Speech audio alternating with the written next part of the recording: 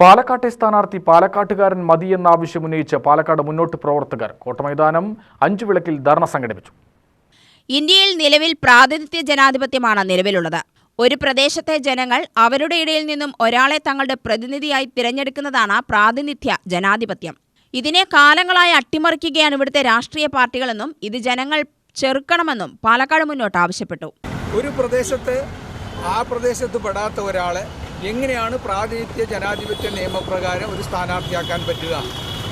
ആ പ്രദേശത്തെക്കുറിച്ച് അറിയാത്ത, ആ പ്രദേശത്തെ ജനങ്ങളെക്കുറിച്ച് മനസ്സിലാക്കാത്ത ഒരാൾ തിരഞ്ഞെടുപ്പിൻ്റെ തലേ ദിവസം പെട്ടിയും തൂക്കി ഏതെങ്കിലും ഭാഗത്തു നിന്ന് വരുന്നു.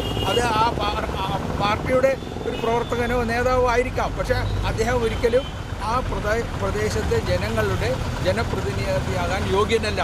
അത് ഈ പ്രാതിനിധ്യ ജനാധിപത്യം എന്ന നമ്മുടെ സങ്കല്പത്തിന് വിരുദ്ധമാണ്, ഘടകവിരുദ്ധമാണ്.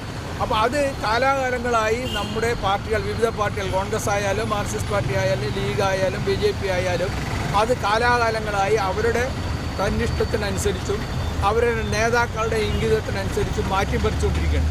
ഈ ജനാധിപത്യ വിരുദ്ധതയെ ജനങ്ങളുടെ മുന്നിലും അതുപോലെ തന്നെ രാഷ്ട്രീയ പാർട്ടികളുടെ മുന്നിലും അവതരിപ്പിക്കാൻ വേണ്ടിയാണ് പാലക്കാട് മുന്നോട്ട് ഇന്ന് ഈ ധർണയുമായി രംഗത്തിറങ്ങിയിരിക്കുന്നത്.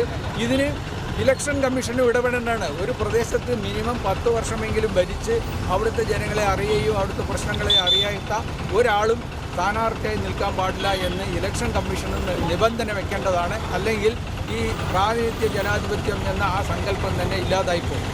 ധർണയ്ക്ക് P. Jayaraman, MN Parameswaran, S. Surendran, Abdul Jaleel, K. Unnikrishnan, Dharmaraj, doctor Anwaruddin, CP Mani എന്നിവർ നേതൃത്വം നൽകി.